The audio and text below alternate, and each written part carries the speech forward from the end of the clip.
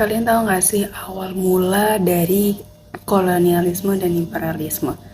Kenapa sih mereka harus melakukan itu? Walaupun mungkin kita udah pernah dengar tentang kolonialisme, imperialisme, tapi masih banyak nih yang bingung tentang tujuannya apa, awalnya gimana, sehingga terjadilah kolonialisme dan imperialisme ini.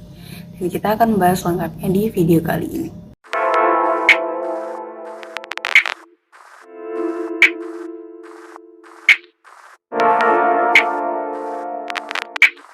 Hai, kembali lagi dengan aku Kasinta, dan di video kali ini kita akan bahas tentang nasionalisme dan jati diri bangsa. Dan di part kali ini kita akan bahas tentang penjajahan samudra, imperialisme, dan kolonialisme yang ada di Indonesia. Imperialisme dan kolonialisme ini memiliki konsep yang hampir mirip, tapi ternyata maknanya berbeda. Kita akan bahas yang pertama, yaitu kolonialisme.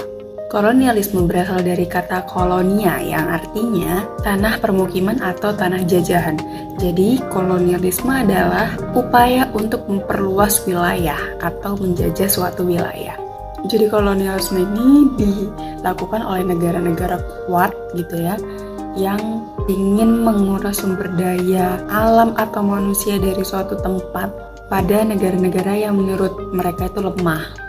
Sebagai contoh ya, Spanyol yang menguasai Filipina, Belanda yang menjajah Indonesia, dan Inggris yang menjajah India, dan masih banyak lagi. Selanjutnya yaitu imperialisme. Imperialisme itu berasal dari kata imperer, artinya itu ya menguasai. Tapi menguasai di sini adalah ingin memegang kuasa wilayah tersebut. Jadi bukan hanya sumber daya alam atau manusianya aja, tapi juga pemerintahannya juga dikuasai. Itu adalah pengertian sedikit tentang imperialisme dan kolonialisme. Kita akan bahas tentang jenis-jenis kolonialisme. Jenis kolonialisme itu ada dua, yaitu imperialisme eksploitasi dan imperialisme penduduk. Maksudnya apa sih? Jadi eksploitasi itu maksudnya adalah menguras habis gitu ya sumber daya yang ada di tanah jajahan. Jadi misalnya Indonesia punya rempah-rempah, itu akan dikuras habis dengan koloni dari Belanda. Yang kedua adalah koloni penduduk, yaitu dengan mengusir atau menghilangkan penduduk lokal suatu wilayah. Misalnya ada daerah A yang potensi sumber daya alamnya tinggi banget nih, akhirnya penduduk daerah situ suruh keluar agar tanah jajahan tersebut itu bisa dikuasai oleh Belanda. Seperti itu. Yang kedua adalah jenis dari imperialisme. Yang pertama ada imperialisme politik, yaitu untuk menguasai seluruh keadaan politik yang ada di suatu negara. Yang kedua adalah imperialisasi ekonomi, yaitu ingin menguasai sektor-sektor perekonomian yang ada di suatu negara. Yang ketiga adalah imperialisme militer. Itu adalah untuk menguasai negara lain karena dianggap memiliki wilayah strategis yang bisa memperkuat pertahanan mereka. Nah, di situ kita tahu ya, perbedaan dan persamaan imperialisme dan kolonialisme itu hampir mirip, tapi ada sedikit perbedaan ya. Kolonialisme itu untuk menguras sumber dayanya, tapi kalau imperialisme itu lebih ke pemerintahannya, kekuasaannya gitu, atau politiknya, seperti itu.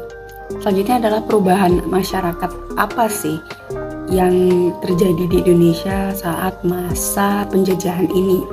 Pasti dong adanya kolonialisme ini berdampak negatif gitu ya terhadap bangsa Indonesia. Tapi di sisi dampak negatif tersebut ternyata ada loh dampak positif yang bisa diambil dari adanya kolonialisme dan imperialisme. Apa aja emangnya? Yang pertama adalah perluasan dalam penggunaan lahan. Dulu waktu Indonesia belum tahu nih tentang mesin, tentang teknologi, itu ya Indonesia ya hutan belantara aja gitu kan. Gak tahu itu mau digunakan untuk apa. Tapi sejak Belanda datang, hutan itu dijadikan lahan untuk pertanian, untuk perkebunan. Sehingga berkat dengan hutan-hutan tersebut, kita bisa mengekspor tanaman yang bernilai tinggi. Kalau nggak ada Belanda, kita nggak tahu tuh cara membudidayakannya gimana, terus memanfaatkannya gimana gitu. Yang kedua adalah mengenal tanaman baru. Ini nggak hanya ada tanaman Indonesia aja yang ada di sini, tapi kan dari penjajahan Belanda itu kan membawa tumbuhannya sendiri juga tuh ke Indonesia dan ditanam, dicoba.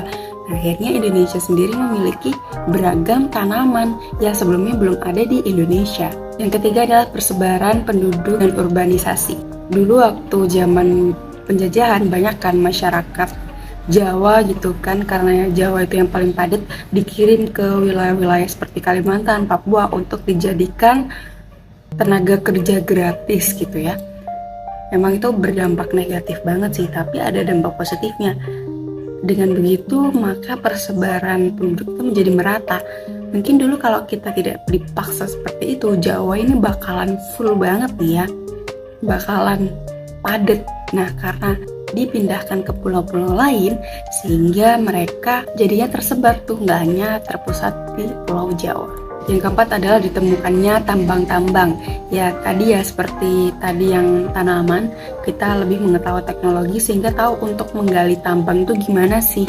Dengan bantuan dari teknologi Belanda, akhirnya kita tahu, oh ternyata Indonesia itu punya tambang yang melimpah loh. Kelima adalah fasilitas transportasi dan komunikasi.